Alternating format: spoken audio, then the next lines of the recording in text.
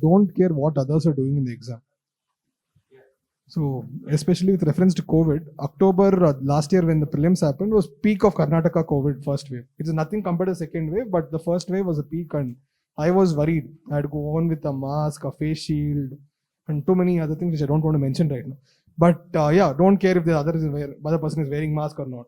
The other person is coughing, sneezing, or anything. Doesn't matter. And the other person is talking. The invigilators are talking. Don't care because they're all part and parcel of what's happening. The current has gone, no power, no. It's fine. Do the exam because that is what is important. Those 2 hours, all other outlays, all other disturbances, distractions are not going to matter for you in the rest of your life. What you're doing in the exam matters. And the second thing is, if possible, check if you have left any questions which you have marked. You might have marked in the question paper and not marked in the OMR sheet. Please check once, or else, because last year I missed one question which I had forgotten to mark in the OMR sheet. So just check if you have time and keep enough time at the end as well. Marks that you score in your mock, because I was also scoring less. So it does bring you down, and it did bring me down as well. So don't consider the mark. But initially, when you're actually scoring less and you are getting less than certain threshold marks, then pay attention, go to your mentor, ask for the problem that you're facing, and ensure you take corrective action. But when you're at 15 days before the exam, if you start thinking about, I'm not getting good marks in the mock, even I was not getting good marks. If I had actually taken that too seriously, I wouldn't have been able to clear prelims.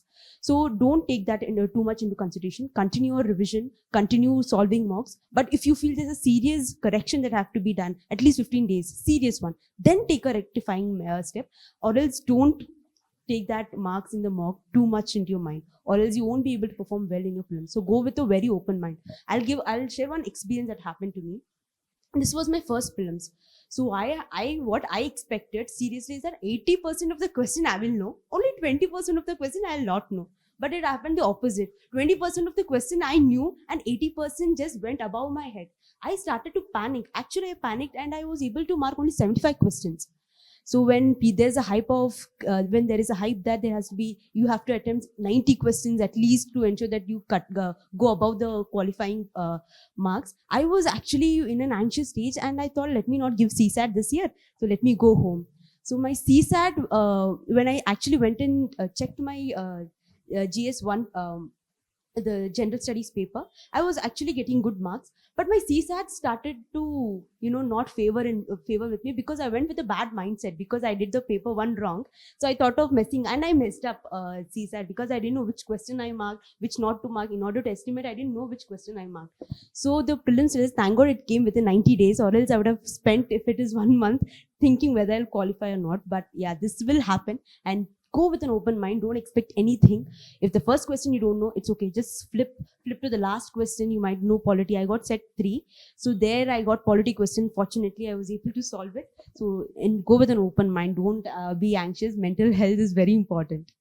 Which I had, I didn't know my first paper it didn't go as per my expectations of last year. I was just comparing it to my last year's prelims. I just came out and I said, Amma, I might not clear and I'm worried. And those 3 years were really hectic for me. After CSAT, I'm the pressure was still there.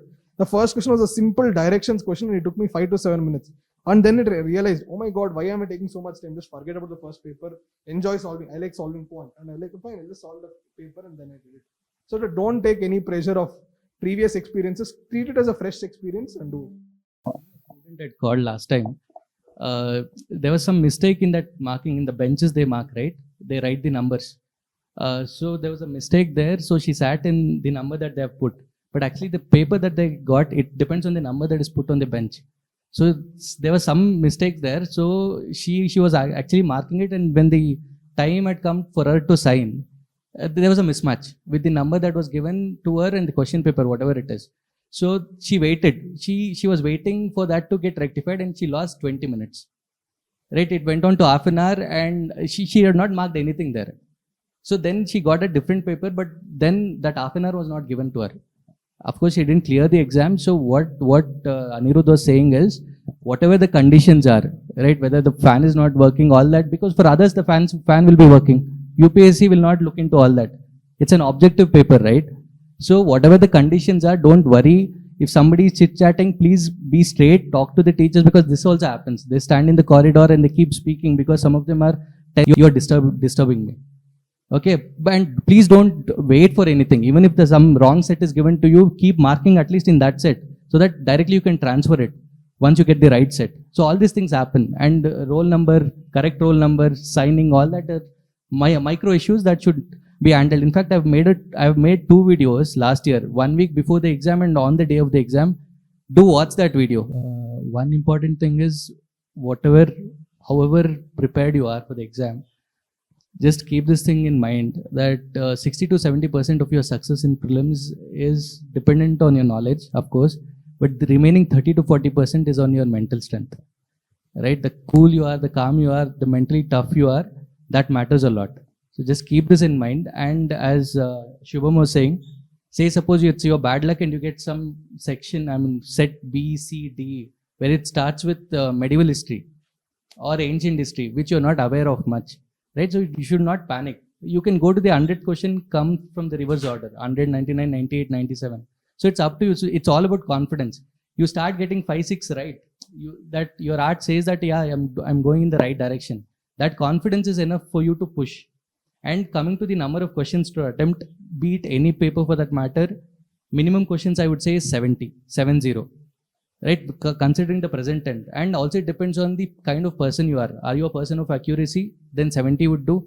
But if not, if you ask me, I have cleared all my prelims, but my attempt was always 90 because I knew that whatever I do, 15 to 20 will always be wrong. So it is all about your own individual strategy. Understand what kind of person you are, whether you are a person of accuracy or not.